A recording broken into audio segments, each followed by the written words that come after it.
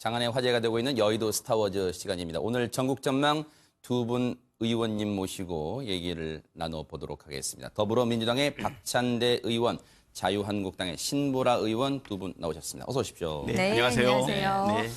전국 전망 아무래도 제일 뜨거운 이슈는 일단은 8구 개각 때 7명의 장관 후보자 이제 인사청문회가 예고가 돼 있는데 일단 지금 한 명의 후보자만 인사청문회가 이제 뭐 정해졌어요. 29일 날 하는 거. 농림축산식품부 장관 후보자. 근데 나머지 후보자들은 아직 일정조차 못 잡고 있고 그 가운데서도 조국 법무장관 후보자 인사청문회가 아마 뜨거운 이슈가 아닐까 이런 생각해보는데 그 얘기 좀 해보도록 하겠습니다. 먼저 간단하게 워밍업 차원에서 이번에 장관 후보자들 재산을 보니까요. 평균이 38억.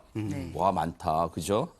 4명은 2주택자랍니다. 일단 이에 대해서는 국민의 정서, 감정 차원에서는 어떨지 한번 좀 얘기를 해볼까요? 어떻습니까, 박 의원님? 예, 우리 장관 후보자들의 평균 재산 상태가 우리 국민들의 평균 재산 상태보다는 많이 높죠. 그러다 보니까는 정서적으로 괴리감은 좀 있을 수 있다고 생각이 됩니다. 네네. 그렇지만 단순하게 재산이 많다는 것 가지고서 비판받을 만한 일은 아니다. 네. 대부분의 그 장관 후보자들이 가지고 있는 학력이라든가 직업, 그다음에 소득 수준을 고려를 한다라고 하면 그 부분에 대해 가지고 그 감정적이나 정서적으로는 그럴 수 있지만 그 자체가 비판의 대상은 될 수 없다. 다만 네. 그 정도의 위치에 있는 분들이 재산을 형성하는 과정 속에서 뭐 불법 행위라든가 내부 정보를 이용했다든가라고 하는 그런 부분들에 대해서 어떤 의혹이 있는지를 살펴보는 정도까지는 가능하지만 네. 단지 재산이 국민 평균 소득보다 높다는 것만으로 비판을 하는 것은 오히려 이렇게 갈라놓는 것이 아닌가 이런 생각이 듭니다. 제가 박 의원님의 어떤 답변에 어떤 말꼬리 잡는 건 아닙니다만 그래요. 요즘 뭐 분위기가 또 국민분들께서 한결 성숙해지셨기 때문에 단순히 돈이 많다는 것만 가지고 곱지 않은 시선을 보내는 건 아닐 것 같은데 문제는 4명의 후보자가 2주택자란 말이에요. 네. 그 정부가 이 다주택자에 대해서 많은 고강도 조치도 했는데 이 부분이 많이 걸릴 것 같다는 생각도 듭니다. 그런데 이제 또 하나 지적해 볼 것은 이제 조국 후보자의 배우자 명의로 되어 있는 지금 부산 아파트가 사실상 보니 이제 후보자 동생의 전 부인에게 이제 매도가 됐습니다. 네네. 이게 굉장히 석연치 않은 부분이고 그래서 위장 매매 의혹도 지금 있는 상태인데요. 네네. 이 같은 상황을 감안해서 본다면 4분이 다주택자가 아니라 5분이 다주택자다라고 볼 수밖에 없고요. 네네. 말씀하셨다시피 문재인 정부의 기조가 네. 내가 살 집 말고는 다 팔아라라고 하는 정책 기조인데 사실상 그 정책 기조에 반하는 국무위원들을 후보자로 추천을 하고 있습니다. 네. 저는 이거는 인사 자체에 대한 이제 불감증을 보여주고 있는 것 아니냐. 그리고 정책 기조의 포기 선언이나 다름없다라고 평가할 수밖에 없을 것 같습니다. 제가 워밍업 차원이라고 했습니다만 벌써부터 후끈 달아오르게 또 신보라 의원님이 해주셨어요. 예. 그러면 얘기 나온 김에 본격적으로 들어가 볼게요. 지금 자유한국당의 나경원 원내대표가 이번 인사청문회에서 타깃을 아예 공개적으로 2분 밝혔어요. 조국 후보자하고 한상혁 방송통신위원장 2 후보를 꼬집었습니다.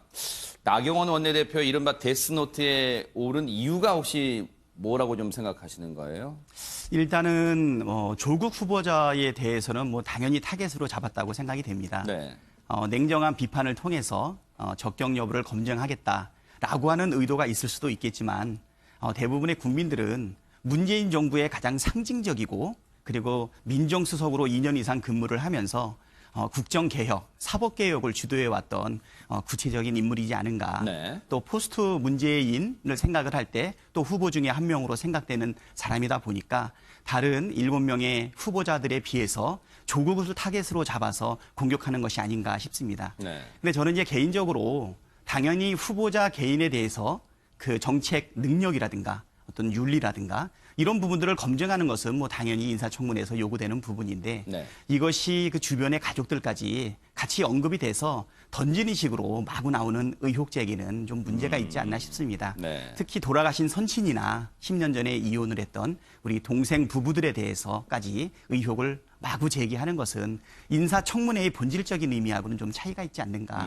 이런 생각이 들고요. 네. 물론 후보자 본인도 인사청문회 당일에 분명하게 자기 의견을 이야기하고 또 해소를 위해서 노력을 하겠다라고 이야기를 합니다. 이 자리에 참석한 신보라 의원이나 저도 인사청문위원이신가요? 아니. 네, 저도 인사청문위원입니다. 여성가족부 장관. 그러시죠. 아무래도 이제 조국이나 한상영 후보자에 대한 인사청문 위원이 아니다 보니까 구체적인 개인정보까지 나열되어 있는 정보를 접할 수는 없지 않겠습니까? 그러다 보니까 제기된 여러 가지 의혹을 가지고 검토하는 과정에서 그런 생각이 들었고요. 또 한상혁 후보자에 대해서는 왜 지적을 했을까를 고민을 해봤더니 이분은 이제 민원련 관련해서 활동을 오랫동안 해왔어요. 그리고 가짜뉴스의 사회적 폐해에 대해서도 여러 번 강조해서 얘기를 했던 것 같거든요. 가짜뉴스는 이것은 언론의 자유라든가 표현의 자유를 뛰어넘는 오히려 공익적인 측면에서 해를 끼칠 수 있다라고 하는 여러 가지 의견을 제시를 했는데요. 우리 유튜버를 통해서 아주 뭐 극단적인 보수 우익이라고 해야 될까요? 그런 쪽에서 퍼지고 있는 가짜 뉴스에 대한 어떤 합리적이고 적절한 기준과 방법을 제시하지 않을까. 그러다 보니까 아마 보수 야당 입장에서 자유한국당이 적극적으로 반대하는 것 아닌가. 아마 그런 생각이 듭니다. 그렇다면 반면 자유한국당 입장에서는 두 후보자에 대해서, 그러니까 조국 후보자와 한상혁 후보자에 대해서 무슨 흠집내기 차원으로만 두 후보자를 거론한 건 아닐 거 아니에요. 맞습니다. 뭔가 근거가 있고 뭔가 자격이 안 된다고 판단했을 텐데 그 근거가 좀 뭘까요? 기본적으로는 민정수석 당시에 실은 민정수석이 여러 많은 역할들을 하지만 기본적으로 이런 장관 후보자들을 사전 검증하는 역할도 가지고 있습니다. 그래서 추천을 하죠.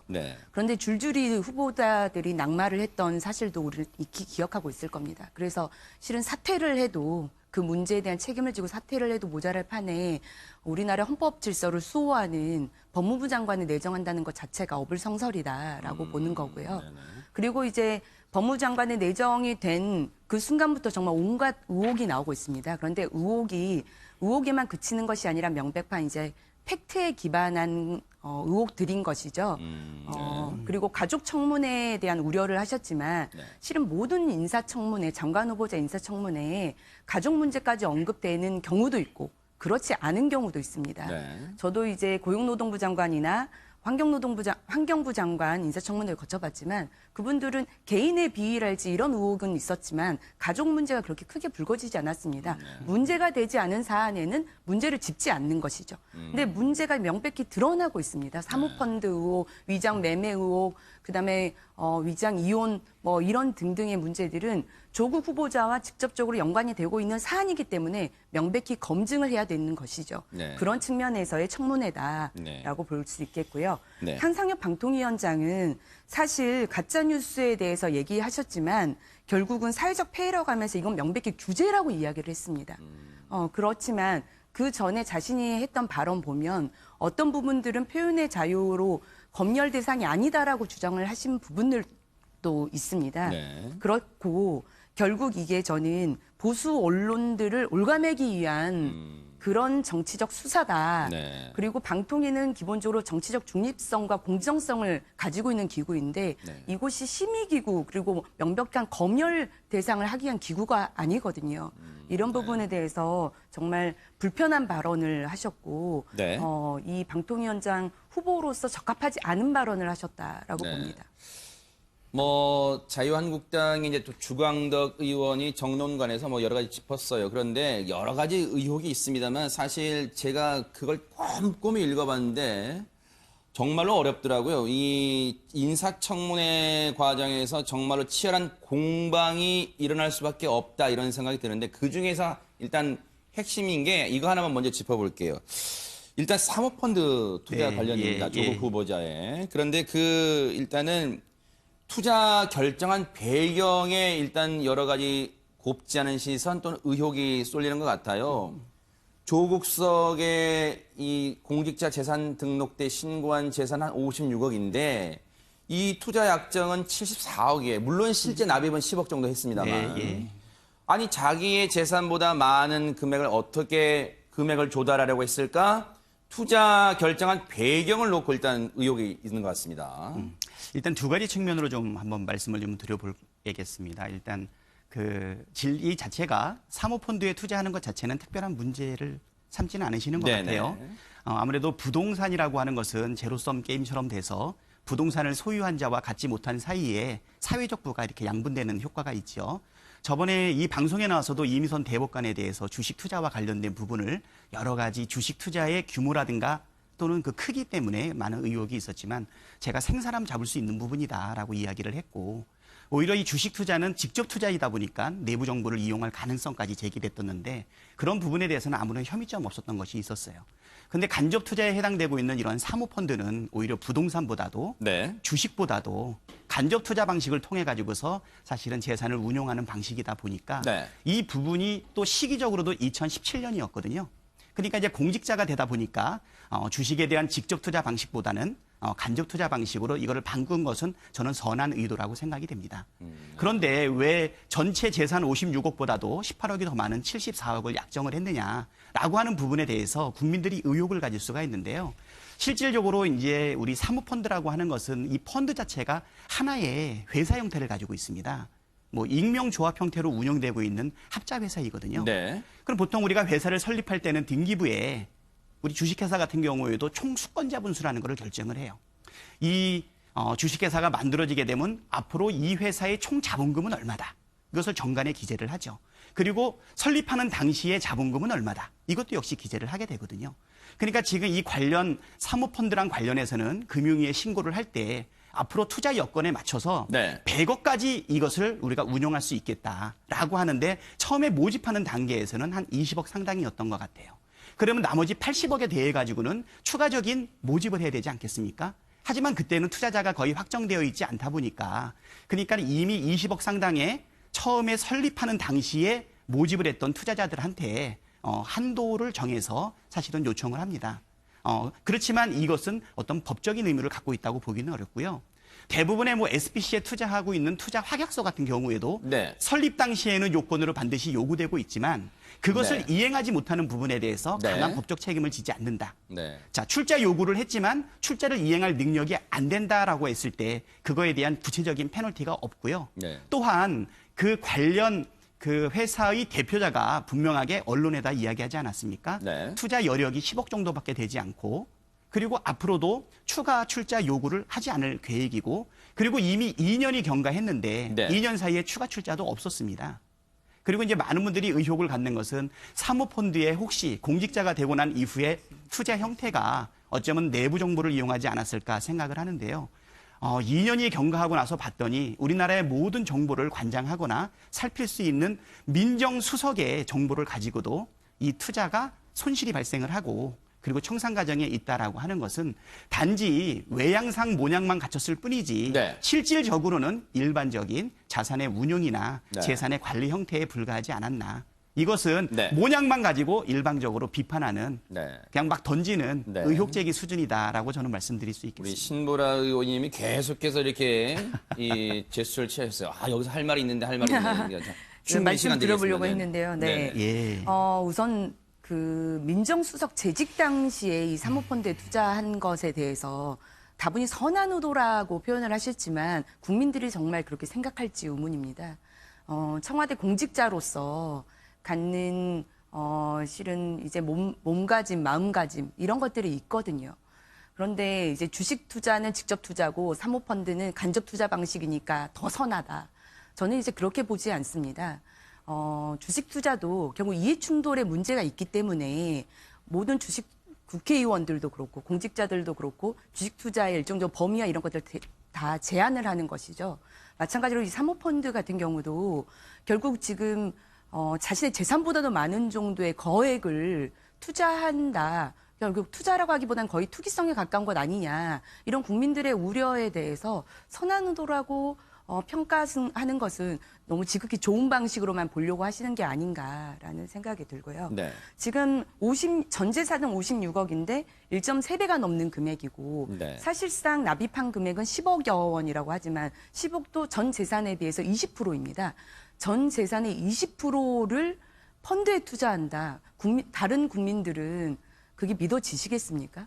어떻게 보면 아파트 한 채, 서울의 아파트 한 채 값을 네. 투자하는 것인데 네. 그리고 그렇기 때문에 국민들은 첫째, 이런 청와대 계신 분이 몸조심, 마음조심해야 될 시기에 이런 거액 투기하는 것이 과연 올바른 것이냐. 네. 결국 불명예 퇴진한 김의겸 대변인 결국 부동산 그런 불법 투기한 것처럼 이런 이해충돌 가능성이 있는 것에 대해서 꼼꼼히 따져보지도 않은 채 무리하게 한 것 아니냐라고 하는 비판 분명히 받을 수 있다고 생각하고요. 네.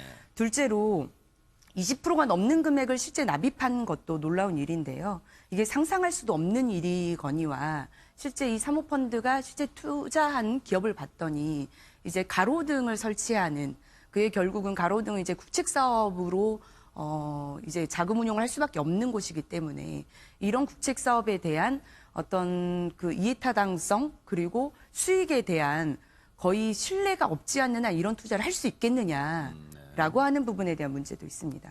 그리고 다주택과 관련해서도 위장 이혼, 위장 매매 이런 의혹이 있는데요. 사실 지금 나온 정황 그리고 주민분들이 제보를 해주시고 계십니다. 그래서 지금 전 부인에게 매도한 그 집에는 오히려 그 가족들이 그 부인의 이혼한 가족들이 살고 있고 그 옆에는 또 가까운 곳에 전 부인 소유의 집에 지금 후보자의 모친이 거주하고 있다. 그렇다고 한다면 이런 여러 가지 정황을 놓고 보면 충분한 추론이 가능한 것이죠. 이 부분에 대한 어떤 후보자의 명백한 해명이 필요합니다. 네. 그리고 사학과 관련한 채무 변제에 대한 어떤 소송, 네. 그래서 위장 소송과 이 채무 변제를 피하기 위한 노력을 했다라고 하는 부분에 대한 의혹도 있습니다. 네. 이런 모든 의혹에 대해서 실은 이제 인사청문회 때 답변하겠다라고 얘기를 하지만 이런 모든 의혹에 대해서 그냥 인사청문회에 하루만 버티면 된다라고 하는 태도로 이걸 두루뭉술하게 넘어가는 태도야말로 더 적합하지 않다라고 네. 말씀을 드리고 싶습니다. 뭐 새로운 의혹을 네네. 많이 제기를 했으니까 제가 조금 좀 그럴까요? 답변을 드려도 네네. 될까요? 뭐 개인적인 정보까지 청문위원이 아니다 보니까 다 갖고 있지는 않은데요. 첫 번째는 주식이나 펀드에 사실은 재산을 운용하는 것과 관련해서 그 자체를 투기를 보는 것은 그거는 좀 과도하다라는 생각이 듭니다. 액수가 거대하고 만약에 그다음에 민정수석 재직 당시에 투자를 했다라고 하는 점도 문제인 그런 것이죠. 저기 민정수석일 때는 모든 재산을 현금으로만 보유해야 될까요? 그렇기 때문에 조심하시는 거죠. 그렇죠. 만약에 인사청문회의 재산 신고 내역을 보게 되면 현금이 한 38억 정도 가지고 있어요. 그렇죠? 그래서 일단은 그 단지 현금이 많다. 현금을 보유한다라고 하면 아마 자유한국당에서 의혹을 제기하지 않을까요? 저는 아마 그 결론을 정해놓고서 비판하고 의혹을 제기하는 입장이기 때문에 현금을 많이 갖고 있는다 하더라도 국민 정서하고 동떨어진 부분을 가지고서 아마 많은 이야기를 할 거고요. 그건 처음에 모두에서 말씀드린 것처럼 국민들의 평균적인 재산보다 많은 재산이 가지고 있는 부분에 대해서는 정서적 약간 떨어져 있음은 그거는 인정이 된다. 하지만 주식과 펀드 자체를 투기적으로 모는 것은 건전한 경제 발전에 바람직하지 않다라는 생각이 들고요. 그다음에 이제 두 번째는 10년 전에 이혼한 동생 부부와 관련해서 네. 만약에 그 가족들이 부산에 같이 모여 있고 살아가고 있다라고 했을 때 그럼 후보자 검증을 위해 가지고 10년 전에 이혼한 동생 부부의 모든 사생활 그리고 이혼에 이를 수밖에 없었던 여러 가지 슬픈 사연들까지 다 백백하게 드러내서 그 부분을 전부 다 소명하게끔 만드는 것이 정말 인사청문회의 기본적인 취지인가? 왜냐하면 우리가 이혼을 한다 그래서 그런 가능성을 염두에 두고 말씀을 하시는 건 진짜 곤란할 것 같고요. 예, 왜냐하면 예. 또 하나 말씀을 드리면요. 모친이 거주하고 있고 또 하나 말씀을 그게 드려보 답변을 마저 들어보고 예, 제 말씀을 드려볼게요. 죄송합니다. 네네. 남녀가 만나서 결혼을 하고 이혼할 수 있죠.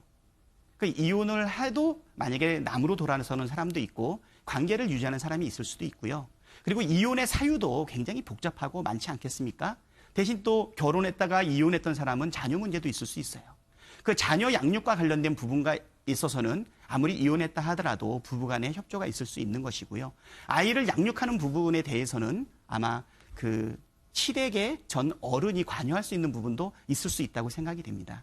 단지 이혼한 분들이 부산에 거주하고 있다는 거, 근처에 거주하고 있다는 거, 그리고 아이 문제와 관련된 여러 가지 사실적인 해명이 있을 수 있다는 거. 뭐 이런 부분에 대해서까지도 다 의혹으로 제기할 수는 있으나 과도한 선을 넘어서는 것은 좋지 않겠다. 그래서 제가 말씀드리고 싶은 것은 이 후보자가 분명하게 그 부분에 대해서는 어떤 식으로든지 나는 해명을 해 나갈 것이라고 생각이 되는데요. 네. 그 부분을 단지 의혹을 제기하는 10년 전에 이혼한 그 동생 부부의 네. 어떤 그 내부적인 부분까지 다 이렇게 밝혀가면서 표현을 하는 것은 특히 그 위장 이혼이다라고 단정적으로 말씀을 드리는 것은 그건 뭐 상당히 가슴 아픈 일이 아닌가 이런 생각이 들고요. 네. 공직자의 가족들은 늘 감수해야 되는 사실은 아픔이 있죠. 남편이 공직자이기 때문에 아내가 공직자이기 때문에 배우자라든가 가족들이 당연히 부담해야 될 그런 사실은 비용과 코스트가 있기는 하지만 이것을 어디까지 확대할 것인가. 네. 직계가족이라는 이유만으로 네. 그렇죠. 직계가족의 전 부인이라는 이유만으로까지 이렇게 네. 가는 것은 인사청문회의 기본적인 취지하고는 좀 다르다라는 것을 한번 이게 말씀드리겠습니다. 정확한 본질이 필요한데요. 다주택자를 규제하는 문재인 정부의 정책 기조에 얼마나 조국 수석도 언행일치적 행보를 보였느냐에 대한 검증인 것입니다. 이것은. 왜냐하면 그때 당시 다주택자들을 규제를 하고 있었고 그래서 2017년도에 자신의 집 한 채를 매도를 한 것이죠. 그런데 아주 생판 모르는 그래 부동산에 그냥 이 부동산에 넘겨서 아무에게나 매도를 했다면 이게 검증 대상이 아니었을 겁니다. 문제는 동생분의 전 부인이었다는 것이 문제라는 것이죠. 네. 그렇기 때문에 이 관련성에 대한 충분한 검증이 필요하다는 것입니다. 그것이 이혼의 스토리를 따져보고 하자는 것이 아닌 것이죠. 그건 저는 본질을 호도하는 주장이라고 생각합니다. 저도 거기서 한 말씀 드리면은요. 네. 이런 시각도 있을 수 있다. 지금 우리 장관 후보자로 7명 중에서 4분이 분양권을 포함해서 2주택자다 이렇게 얘기하지 않았습니까? 네. 그것은 결국은 자기가 거주하는 주택 하나만 가지고 있어야 된다라고 하는 요구에 대해서 응하지 못했다라고 비판을 했잖아요. 2017년도는 조국 후보자가 사실 민정수석으로 내정됐을 때입니다. 누구보다도 빨리 2주택을 해소하기 위한 노력을 했겠죠.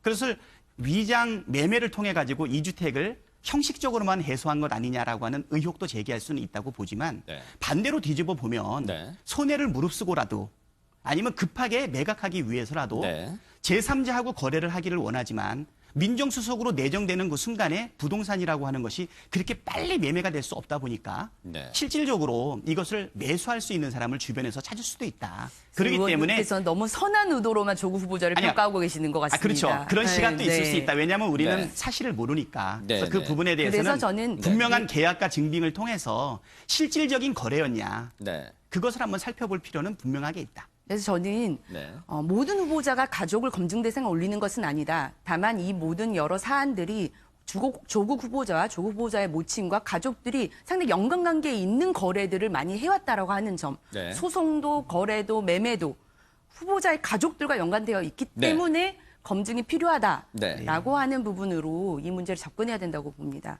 시간 관계상요. 정말 조국 수석 얘기도 하실 말씀 많을 텐데 시간 관계상 이거는 꼭 하나 여쭤볼게요. 네. 근데 발언은 아마 1분씩 정도밖에 못 들을 거예요. 시간 관계상. 그런데 광복절날 문재인 대통령의 경축사도 주목받았습니다만 그 못지않게 주목받은 인물이 있습니다. 바로 황교안 대표인데 네. 박수 안 친 거 가지고 논란이 있었잖아요. 시간 관계상 한 1분 정도씩만 그때 네. 어떻게 봐야 되는지 한 1분씩만 좀 입장 들어볼게요. 어떻습니까? 저는 뭐 제1야당의 대표께서 뭐 박수를 치고 싶지 않아서 안 쳤다 그렇게까지 생각하지는 않고요. 뭐 설마 그렇게 박수 치고 싶지 않다라고 하는 속마음을 그렇게 쉽게 드러내지는 않을 거라고 생각이 됩니다. 아마 자유한국당 내부의 여러 가지 복잡한 사정들에 대한 고민이 깊다 보니까 아마 박수를 이렇게 권하는 그 내용을 혹시 듣지 못했던 것은 아닌가 이런 생각이 들고요. 뭐 그렇게 속 좁은 분은 아닐 거라고 저는 생각합니다. 자유한국당에서는 박수 안 친 거 가지고 이제 각 당이 뭐 논평도 냈잖아요. 그래서 이제 그걸 가지고 여기가 북한이냐 뭐 이제 그런 반응도 냈어요. 네. 어떻게 봐야 되는 거예요? 그 안 친 거는? 저는 이제 그럼 박찬대 의원님은 민주당이 무례하다라는 표현을 쓴 것에 대해서 어떻게 생각하시는지 참 궁금한데 저는 이런 게 뉴스가 된다는 것도 참 신기한 일이지만 무례하다라는 표현을 쓴 것 자체도 정말 이해하기 힘든 해명이었습니다. 그런 기준으로 본다면 네. 정권 때마다 대통령이 국회에서 연설을 하시는데 박수 치지 않는 야당 의원들은 다 무례한 건가? 저는 이 광복절 경축사에 대해 여러 대통령의 의견에 대해서 동의하는 부분도 있고 동의하지 않는 부분들에 대한 대표님의 어떤 의중과 생각의 반영이라고 생각합니다. 다만 이 부분에 대해서 무례하다라고 하는 표현을 쓰는 것 자체가 오히려 뉴스거리를 만들기 위한 비난 아닌가라고 하는 점에서 유감스럽다는 말씀 드리고 싶습니다. 네. 실제로 그런 얘기도 일각에서는 있긴 있어요. 아니 안 칠 수도 있지 않느냐.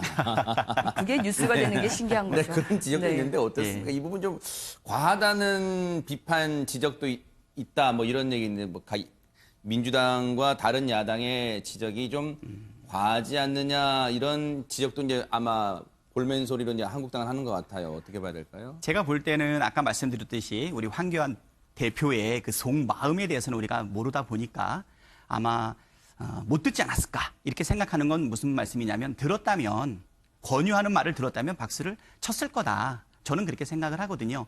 만약에 들었는데도 불구하고 안 쳤다라고 하면 우리 여야 네. 특히 제1야당의 네. 대표로서 박수를 유도하는 광복회장의 그 네. 말씀에 대해서 박수를 일부러 안 쳤다라고 하면 네. 속 좁게 비치지 않을까. 난 그 말은 보입니다. 그러니까 일반적으로 악수를 안 했을 때는 A가 없다라고 할 수는 있겠지만 박수를 치는 것에 대해서 무례하다라고 하는 표현 네. 자체가 네. 저는 이 잘못된 함의를 내포하고 네. 있다라고 보시죠. 저기 자, 시간 한 관계상 가지만 더 말씀드리면 네네. 악수를 못하는 거는 여러 가지 사정이 있을 수 네네. 있지만 박수는 그 자리에 앉아가지고 자기 혼자 의사결정하고 하면 되는 것 아니겠습니까? 네. 아마 상황에는 좀 차이가 네. 있지 않나 생각됩니다. 어쨌든 확실한 건 황교안 대표가 뉴스메이커인 것은 확실한 것 같습니다.